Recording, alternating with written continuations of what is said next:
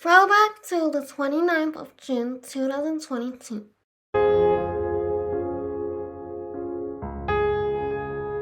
Good morning, everyone. I am now outside of Kensal Rise station, and it was actually raining this morning when I left uni, but it just stopped raining. But I'm still gonna go to the museum. But before that, I have two places to go to. So this is the Scarlet and Violet people recommended on the website. Even though I don't really need to buy any flowers, I'm gonna go into having it. So to walk to Queen's Park Farmers Market, you actually have to walk past Queen's Park. But I remember specifically that I tried to fly my drone here and it wouldn't take off, so I remember coming to this park. Go, that guy has 5 dogs with him. So Google Maps said on Sunday there is supposed to be a Queen's Park Farmer Market. Obviously it's Wednesday today, so the market is not here, but I just thought I'd show you guys. Oh, ICMP is here. I think this is the Brent Museum. Oh, it was raining again. That's why I have my umbrella. So I'm now on the second floor, and I learned that butter is sometimes decorated with wooden stamps like this one. So I learned that Jack Shepherd published his novel and he got arrested 5 times, but he managed to escape on 4 occasions. But in the 5th time, he got sentenced to death. And I learned that William Ainsworth replaced Charles Dickens. So this is the museum. It's on the 2nd floor. So you know how I've been to the River Brent? So they said that the name actually came from a crossing of the river Brigantine. So Edgware Road's old name was Watling Street, and Queen Victoria used to drive along her road. I learned that in the 1880s, people who worked for the Metropolitan Railway could have rented a cottage. Also, Windsor chairs like this one would probably be the first produced piece of furniture that ordinary people could afford. If you're wondering why Queenton Street A and Gurney Street B has A and B, it's because their old name was just Street A and Street B. So I learned that people from all over the world moved to Brent to live here. So Brent is the 2nd most diverse borough in London. I learned that children love dressing up dolls of this type, and this is actually a China type. And because Queen Victoria had blue eyes, they also had blue eyes. No, so I learned that welfare homes would be used to call their servants to their room. So there used to be this type of farthing coin, which is the first time the image of Britannia had appeared on British coins. So it says, if you look carefully at this globe, you can see Australia was called New Holland. So when did New Holland get changed to Australia? So back in the day, posh people would drink coffee from this type of can. I have never heard of express dairies, but if you guys have, I'm wondering why it's called express dairy. Is it because the milk actually traveled by express train? So I learned that in the 1930s, many people would have cycled to work, like this one. So these are all the different type of clocks made in 1939. So I learned that Bob Marley and the Wailers are an example of rich music heritages who moved to Brent in the 1970s. Also, it is now 1:37 p.m. and I'm a little hungry, so I'm gonna go out for some lunch and then I'm gonna come back. So this is the closest restaurant to the museum, so I'm gonna go in and eat my lunch. So this is the original kebab that I ordered. It was so fast. So this is what estates looked like in 1920s. So I learned that the first Olympics was in 1948 and it was opened on the 29th of July at Wembley Stadium.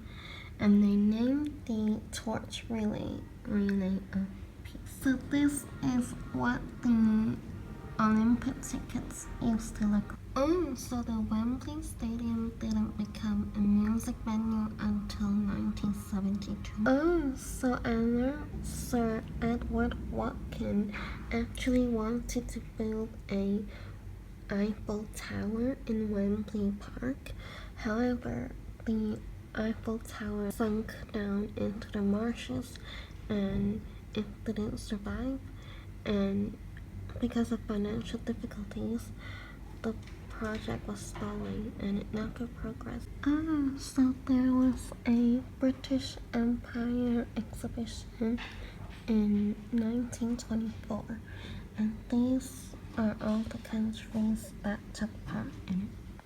Oh, apparently this red flag was flown from the Grove Hospital near Newton Lane during the First World War. So I learned that people back in the day have to have a trench in their backyard to prevent bombs from damaging their house. So I learned that the Rolling Stones and the Beatles both played at the Belmont State, which is at Kilbourne, but I just searched on Google. It says it's now in West Ham, which is nowhere near here.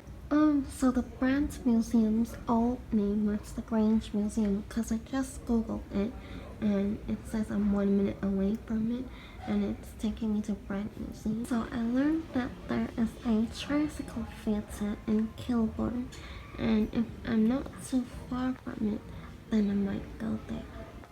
So the first black radio station is called the Dread Broadcasting Corporation.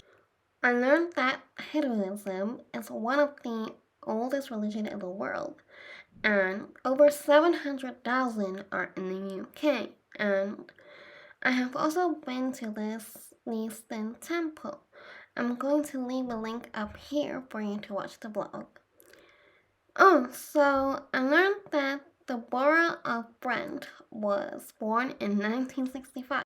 So I learned that there was a strike in 1976 and it was to be represented by a trade union, and this strike lasted for 2 years. Oh, so this is what the bus pass used to look like and the Oyster card. I don't know if any of you guys have ever had these crepes, but they were made by Smith's Crepes in the Crown Hotel in 1900s, and apparently these crepes are still around today, and it's made in Leicester. Oh, so there used to be a Jubilee Update magazine for the Jubilee line. I think waiting for 9 minutes is long. I usually have to wait on the overground station for 15 minutes. Did you know the Jubilee line is the only line to connect to every other London Underground line? And Jubilee line original name was Fleet Line. However, Prince Charles thought it should be changed to Jubilee Line to honor the Queen. Oh, so Brant's Museum was officially opened in 1976. And also, London is made of all 32 boroughs, and Brent is 43.2 kilometers square. And also, the population of Brent is actually 20% of London. So there's supposed to be an exhibition here, but I'm not sure why it is closed. So there's a small little gallery here. These arts are by Sarah Levin. Oh, there's a graffiti behind me. Let me take a photo of it.